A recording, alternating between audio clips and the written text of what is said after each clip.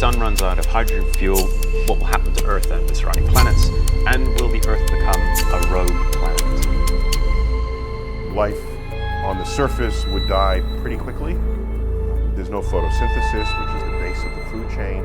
Life on Earth becomes essentially impossible on the surface.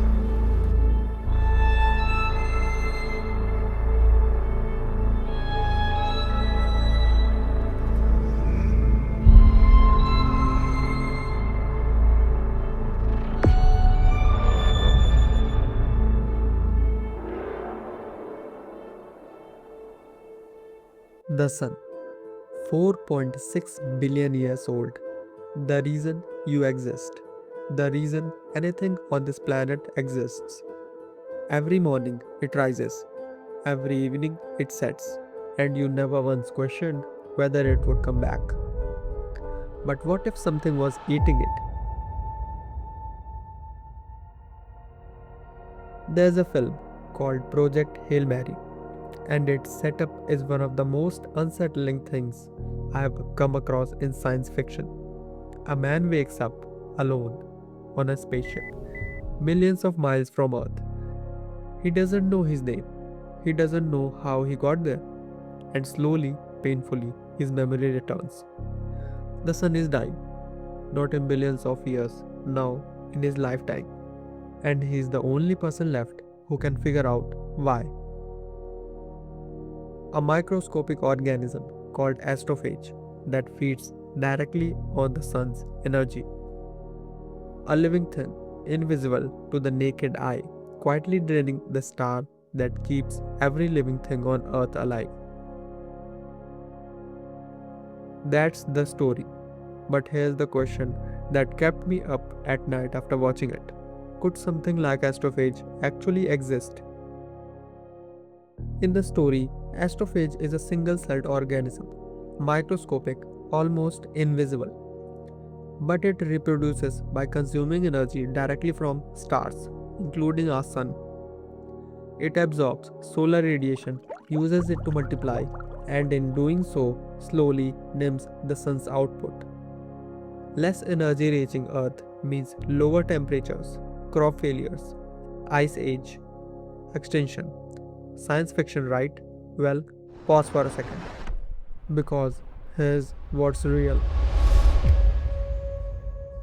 Scientists have actually discovered organisms on Earth that survive on radiation. They are called radiotrophs. And they were found living inside the walls of Chernobyl's destroyed nuclear reactor, eating radiation for energy. If life can evolve to consume radiation here on Earth, what's stopping something similar from evolving in the vacuum of space?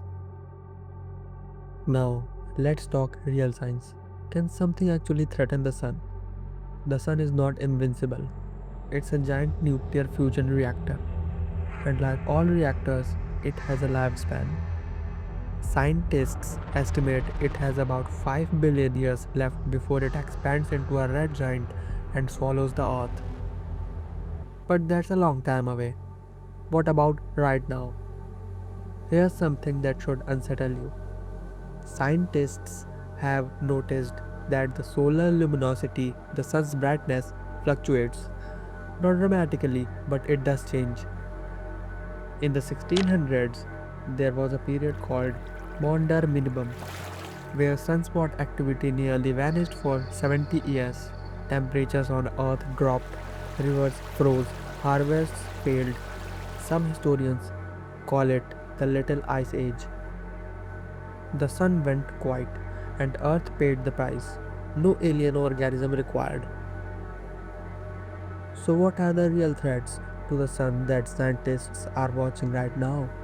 First, solar storm, coronal mass ejection. Massive bursts of plasma and magnetic field flung from the sun's surface. In 1859, one hit Earth so hard it set telegraph wires on fire. If that happened today, it could knock out our entire power grid. Second, helium accumulation. As the sun burns hydrogen, it produces helium as a byproduct.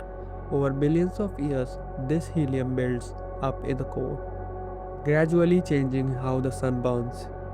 Third, and this is a wild one, scientists have theorized about rogue objects, a stray black hole, a neutron star, something massive drifting into our solar system and gravitationally disrupting the sun's orbit.